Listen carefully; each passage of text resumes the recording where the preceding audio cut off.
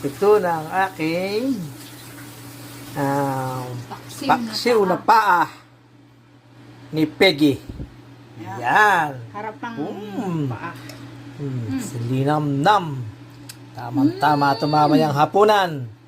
Woo! Pang-ulam. Nakatakam-takam. Lutong Pinoy. O yan, tikman mo. Super sarap. Uy, naku po. Hanggang ko lang uli kita matitikman. Ayaw ko na ipagluto. First time ata tayo nagluto nito ng patang paa.